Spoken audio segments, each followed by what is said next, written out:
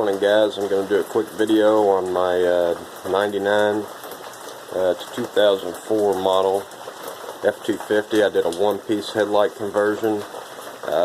The lights that you buy that are aftermarket in one piece that say they fit these trucks, actually you still got to do the same amount as putting the newer style light on.